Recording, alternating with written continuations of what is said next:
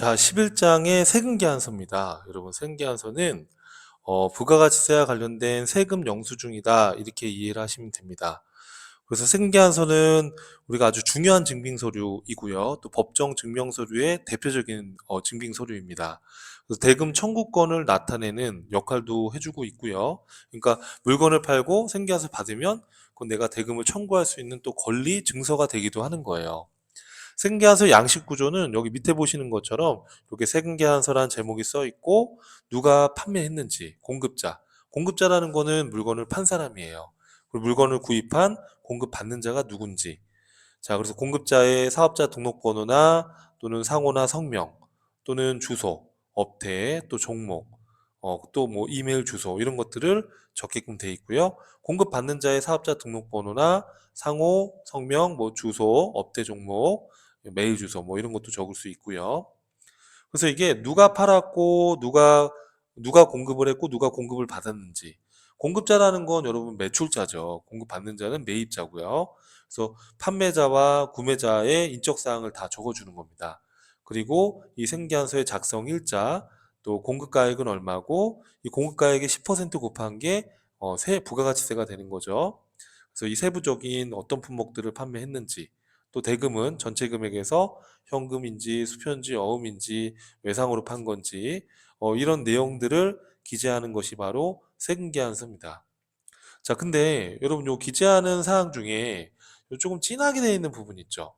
공급자의 등록번호나 공급자의 상호나 성명, 또 공급받는 자의 등록번호, 또 작성일자와 공급과액과 부가가치세액. 지금 이렇게 제가 녹색깔로 체크한 이 부분은 이 생계환서 기재사항 중에 중요한 사항입니다. 그래서 이거를 필요적 기재사항이라고 합니다. 이 기재사항을 잘못 기록한 경우에는 법정 증빙으로서의 효력 인정이 되지 않는다는 점. 근데 이 지금 필요적 기재사항 이외의 사항을 의무적 기재사항이라고 하는데요. 의무적 기재사항은 잘못 기재했다 하더라도 법정 증빙 효력과는 무관합니다. 그래서 지금 실무하실 때 지금 이렇게 필요적 기재사항들은 꼼꼼히 또 확인을 잘 해주시는 게 좋겠죠. 자, 그럼 여러분, 이 종이생계환서 양식을 보여드렸는데, 법인기업 같은 경우에는 의무적으로 전자생계환서를 발급을 해야 됩니다. 이렇게. 전자생계환서. 그럼 종이생계환서랑 뭐 또 다른 것이냐? 아닙니다. 여기 보면 양식 구조가 똑같아요. 양식 구조가 똑같은데, 이 양식은 이제 홈택스에서 제공하고 있는 양식입니다. 그래서 전자생계환서는 법인은 반드시 법인 사업자는 의무적으로 종이로 이렇게 적어서 주는 게 아니고요. 이 생계환서에 보시는 이 양식 구조에 맞춰서 기재를 해서 메일로 발급을 하는 겁니다. 자, 그럼 법인 사업자는 매출 규모와 상관없이 의무적으로 전자생계환서 발급을 해야 됩니다. 100%. 자, 그런데 개인 사업자라 하더라도 직전 연도 공급 가액의 합계가, 그러니까 전년도의 공급 가액의 합계가 8천만 원, 8천만 원 이상인 개인 사업자. 24년도 6월 30일 이전은 1억인데, 뭐 지금 시점에서는 그냥 8천이다 이렇게 보시면 되겠습니다. 그래서 8천만 원 이상인 개인 사업자는 전자생계환서를 개인 사업자라 하더라도 발급을 해야 됩니다. 의무적으로. 그래서 홈택스에서 제공하고 있는 양식은 이렇게 되어 있어요. 그래서 위에 보시는 생계환서 구조와 동일합니다. 동일해요. 그래서 여기 대신에 전자생계환서라는 명칭으로 되어 있고요. 승인번호가 어떻게 되는지 이렇게 적혀 있고 똑같습니다. 공급자, 공급받는 자 똑같아요. 작성일자, 공급가액, 세액. 근데 이거를 종이로 주고받는 게 아니라 그렇죠. 메일로 주고받는 거예요. 그리고 홈택스에다가 이 주고받은 전자생계환서 내역을 또 전송까지 또 해주셔야 되는 거예요. 자, 그래서 이 전자생계환서는 언제까지 발급을 하고 언제까지 홈택스에다가 전송을 해야 되는 거냐? 자, 전송은 발급일의 다음 날까지 전송을 해주시는 거예요. 그래서 국세청장에게 전송한 경우에 자, 우리가 원래는 생계환서 매출이나 매입 내역을 신고해야 되는데 이게 전자생계환서 전송했다 그러면 이런 매출이나 이런 매입에 대한 요거는 매입입니다, 여러분. 네. 매출이나 매입 세금계환서에 대한 이런 내역을 제출 의무를 또 면제하고 있다. 이렇게 지금 되어 있습니다. 자, 그럼 여러분 이제 생계한서의 이 발행의 흐름을 보는 게 되게 중요한데요. 요 그림은 여러분 꼭 기억을 해 주셔야 돼요. 자, 우리가 생계한서 이 발행의 흐름은 이렇게 돼 있어요.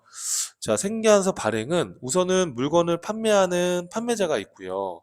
물건을 구매하는 구매자가 있으면 생계한서 발행은 물건을 판매하는 판매자가 발행하는 거예요. 그래서 물건을 파는 판매자가 재화나 용역을 상대방한테 공급을 하면 생계한서 위에서 봤던 요 생계한서 양식 있잖아요. 이거를 두 매를 작성하는 거예요. 두 매. 두 매를 작성해서 하나는 공급자용, 이 판매자를 우리가 공급자라고 하는 거예요, 여러분. 공급자. 공급자용으로 하나는 공급자가 본인이 갖고 똑같은 생계한서 또 한 매는 구매자, 구매자를 공급받는 자라고 하는 거예요. 공급 받는 자용으로 해서 상대방한테 생계한서를 발급해 주는 거예요, 이렇게. 이해돼요, 여러분?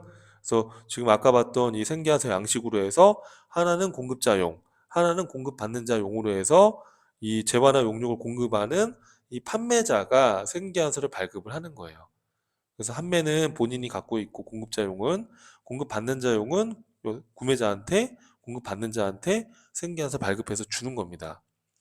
참고로 이 공급자용은 빨간 색깔이고요. 공급받는 자용은 파란 색깔입니다. 그래서 빨간 색깔의 생계한서는 매출 생계한서이고요. 파란 색깔의 생계한서는 매입 생계한서라고 보시면 돼요. 색깔로 판단하실 때는요. 자, 그러면 이렇게 생계한서를 공급자가 발행을 하잖아요. 그러면 생계한서 원본을 세무서에다가 제출하는 게 아니고요. 이 판매자 입장에서는 이 매출을 한 내역이 있을 거 아닙니까? 누구누구 업자한테 생계한서 몇 매를 발행했다라는 이 매출에 대한 내역서를 세무서에다가 제출하는 거예요. 생계한서 원본을 갖다 내는 게 아니고요. 이때 이 매출에 대한 내역서가 바로 매출 합계표 제출이라고 제가 써놨는데 정확한 표현은 매출처별 생계한서 합계표예요. 그러니까 매출 리스트다 이렇게 생각하면 돼요. 매출 리스트를 요 세무서에다가 제출해 주는 겁니다. 자, 그럼 공급받는 자는 이거는 매입을 한 거니까 매입 처별 생계한서 합계표 매입 리스트를 세무서에 제출해 주는 거예요. 이렇게 이 매입 합계표는 매입 처별 생계한서 합계표입니다. 이렇게 매출 처별 생계한서 합계표를 판매자는 세무서에 제출하고 구매자는 매입 내역을 나타내는 매입 처별 생계한서 합계표를 제출해 주는 거예요. 이렇게요. 자, 그러면 예를 들어 볼게요. 요 판매자 A가 구매자 B한테 100만 원의 물건을 팔았어요. 상품을. 그럼 부가세가 10만 원일 거 아닙니까? 그죠? 그럼 110만 원을 받았어요. 요 A가. 그럼 A가 세무서에다가 요 B라는 사업자 번호로 생계한서 100만 원에 부가세 10만 원짜리 생계한서 발행했어요라고 매출처별 생계한서 합계표를 세무서에 제출하겠죠.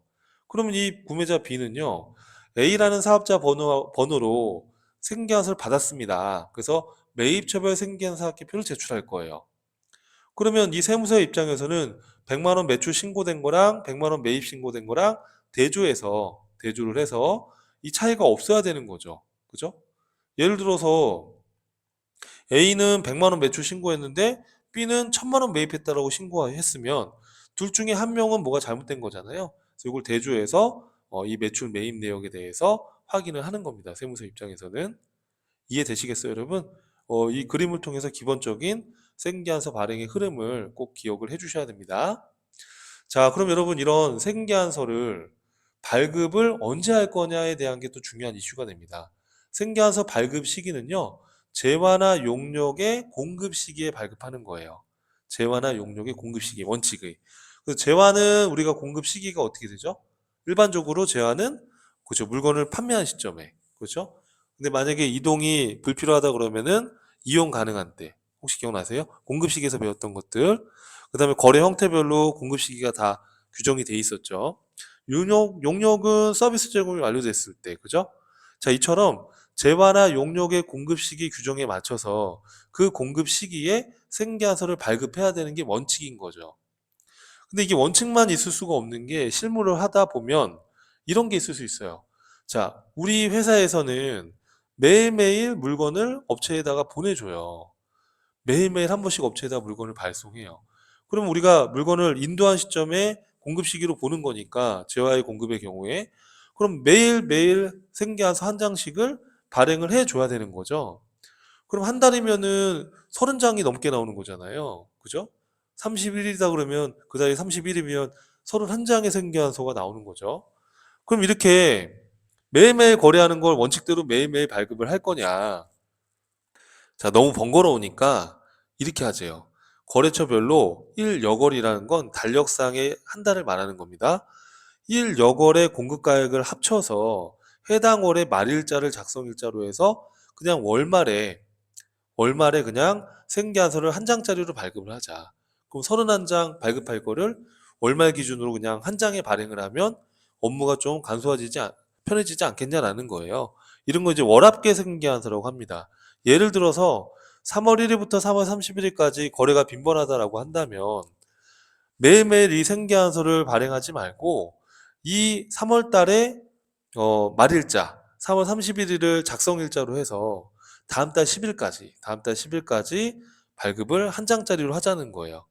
그래서 이거를 어, 월합계 생계한서다 이렇게 얘기를 하는 거예요. 그래서 실무에서는 이제 회계 업무 중에 또 중요한 게 이렇게 매출 매입을 정산하는 업무가 또 되게 중요합니다. 실무를 하면. 그래서 실무에서는 이렇게 월합계 생계한서를 주고받는 경우가 많기 때문에 매월 한 달치에 대한 매출을 상대방 거래처에 원장을 보내주는 거예요. 그러면 상대방은 매입 원장이 있을 거 아닙니까? 그래서 그걸 서로 대조해서 이상 유무가 없는지 확인해서 다음 달 10일까지 이렇게 월말 생계한서를 이렇게 발행을 한다라는 거예요. 주고받는다는 거예요. 그래서 이 업무가 또 굉장히 또 실무에서는 되게 중요하다는 거죠.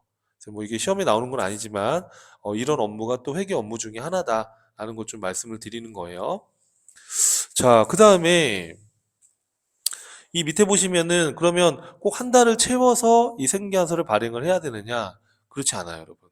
1여걸 이내에서 그 한 달을 초과하지 않는 범위 내에서 사업자가 기간을 임의로 정해서 발행할 수도 있어요. 예를 들어서 우리 회사는 3월 1일부터 3월 15일까지가 거래가 빈번하고 3월 16일부터는 거래가 없어요.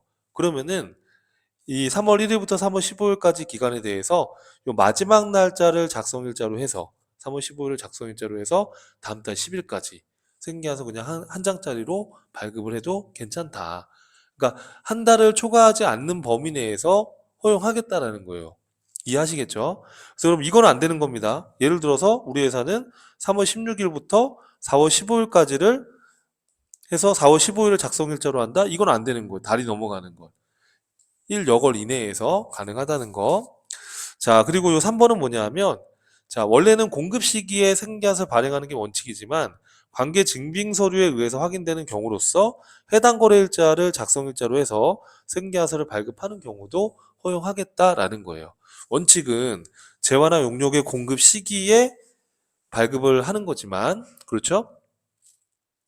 자, 그래서 이 발급 시기라는 거 여러분들이 정리해 주시면 되겠고요. 자, 그 다음에 이제 수정생계한서다 이렇게 나와 있어요. 자, 이거는 뭐냐면 생계한서를 발급한 후에 이게 또 변동사항이 생길 수가 있잖아요. 그때는 수정생계한서를 발급하자라는 거예요. 자, 그럼 어떤 경우가 있느냐 하면 예를 들면 이런 경우입니다. 착오에 의해서 생계한서를 똑같은 걸 두 번 발급한 거예요. 이중으로. 그럼 이때 어떻게 할 거냐? 예를 들어서 5월 10일 날 100만 원에 부가가치세 10만 원 이거를 두 장을 발급한 거예요. 한 번만 발급을 해야 되는데 근데 이게 전자생계화서를 발급했기 때문에 이거는 이미 전송이 된 거거든요. 그럼 그때는 5월 10일자로 해가지고 마이너스 100만 원, 부가세 마이너스 10만 원 이렇게 해서 마이너스 생계화서를 매출 생계화서를 마이너스로 끊어서 발급을 하는 거예요. 그리고 전송을 해버리는 거죠. 그러면 100만 원, 100만 원에서 200 들어가 있는데 마이너스 100만 원이 들어가게 되면 자연스럽게 100만 원은 마이너스가 돼서 100만 원만 매출 신고가 되는 거죠. 이해되시겠어요, 여러분? 이게 착오로 두 번 발급했다 그러면 마이너스 인가세를 발행해 주면 된다는 거. 자, 그 다음에 당초에 공급한 재화가 환입이 됐다. 동그라미 쳐보시면 환입이라는 건 반품됐다는 얘기예요. 자, 내가 100만 원에 부가세 10만 원에서 물건을 팔았는데 반품이 됐어요. 그러면 그 반품된 날짜를 작성일자로 해서 마이너스 생계환수를 발급하면 되는 거예요. 이해되시겠어요? 자, 우리가 매출환인, 매출애누리, 매출할인은 과세표준에 포함하지 않는다. 과세되지 않는다고 그랬잖아요. 그럼 내가 물건을 팔고 생계환수 발행을 했는데 이게 반품이 돼버리면 과세를 하면 안 되는데 이미 전송이 됐잖아요. 전체 생계환수가. 그럼 그때는 마이너스로 생계환수를 끊어주면 되는 거예요. 이렇게. 이해하시겠죠? 자, 그 다음에 계약의 해제로 인해서 재화나 용역이 공급되지 않은 경우, 자, 우리가 이제 물건을 팔 때 공급 시기에 생계환수를 발행하는 게 맞지만, 여기엔 적혀 있지 않지만 우리가 선발급을 하는 경우도 있어요, 여러분. 선발급을 하는 경우가 있어요. 어, 예를 들어서 우리가 물건을 팔기 이전에 생계환수를 미리 발급하는 경우도 있어요. 뭐 예를 들면 대가를 7일 이내에 받는다든지 그러면 선발급을 또 허용하고 있어요. 부가가치세법에서도. 그럼 내가 물건을 팔기 전에 계약금 받은 거에 대해서 생계환수를 미리 발급을 했는데 이게 지금 계약이 해제가 됐어요.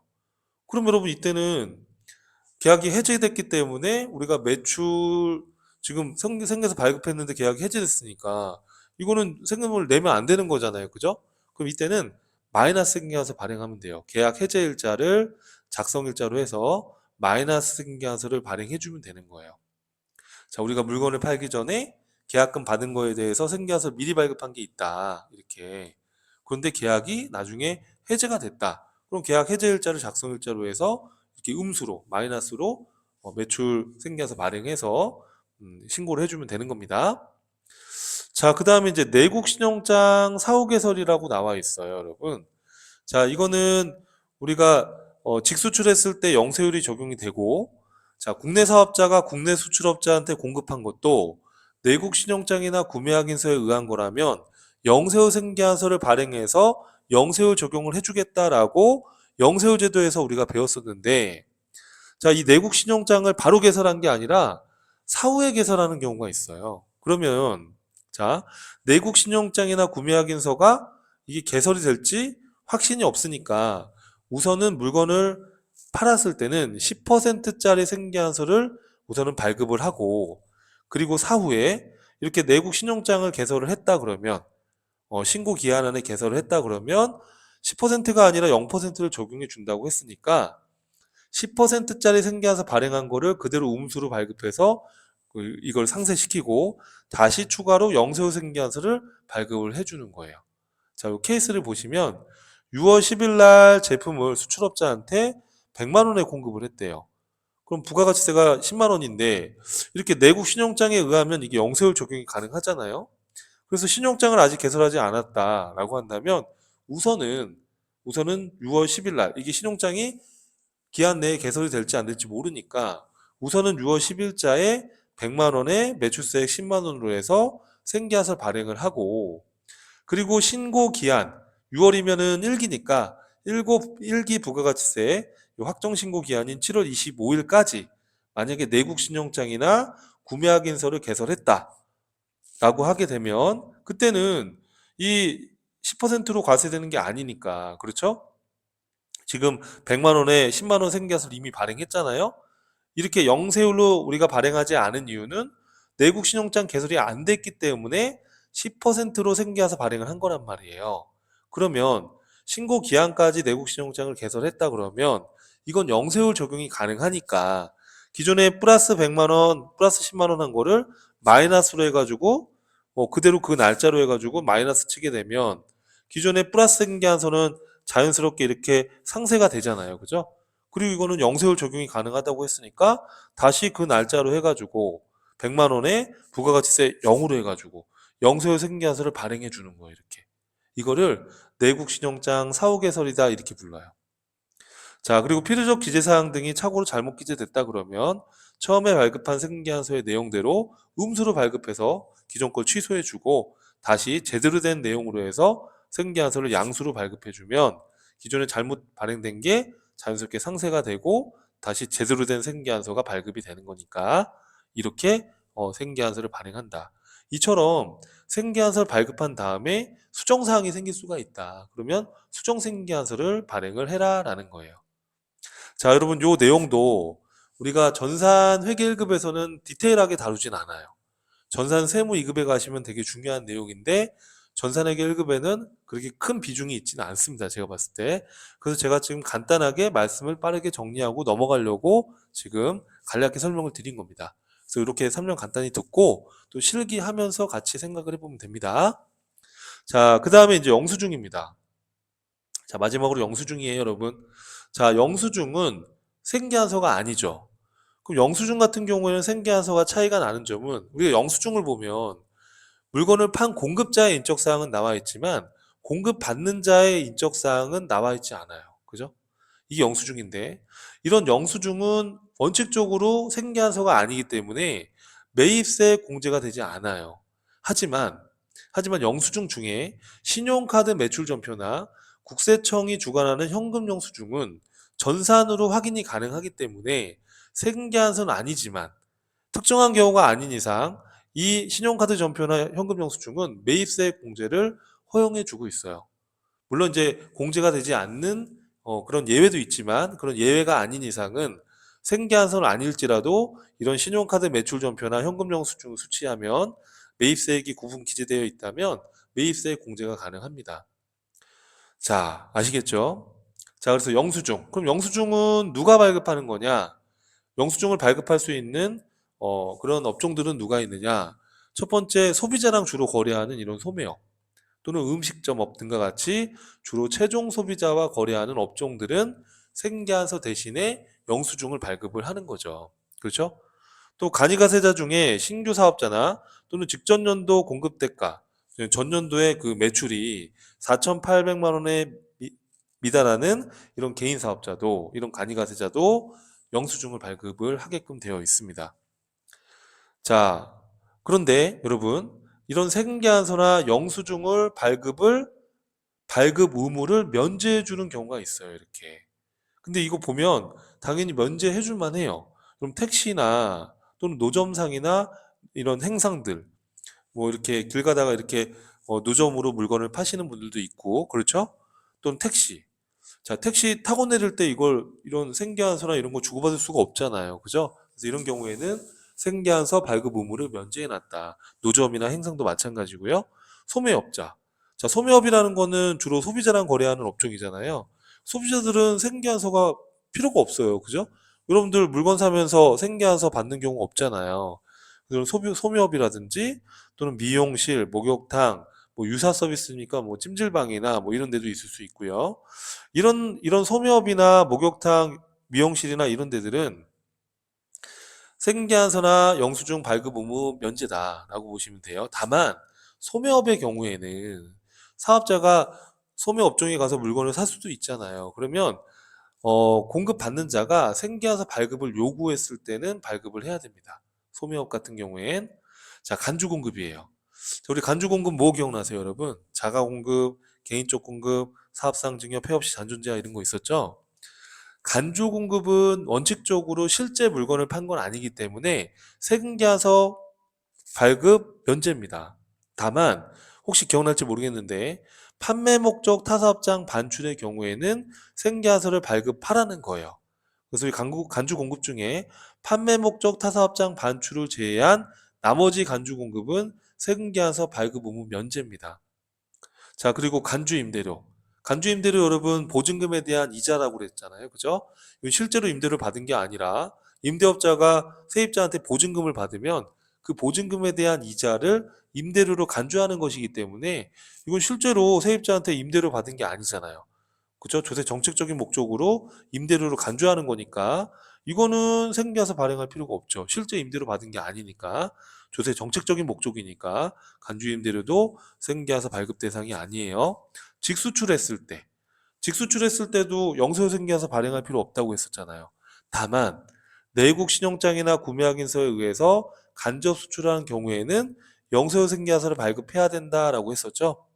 이런 경우에는 영세후 생계안서를 발급을 해야 된다라고 보시면 되겠습니다. 자, 뭐 전자 서명 인증사업자가 인증서를 발급하는 용역 이런 경우에도 생계안서 발급 의무를 면제하고 있다. 그리고 가볍게 읽어보시면 되겠습니다. 자, 이건 이제 객관식에서 나올 수는 있어요. 생계안서 발급 의무 면제 대상인 것은 뭐 이런 식으로 나올 수 있으니까 이 정도는 한번 읽어보고 넘어가시면 되겠습니다.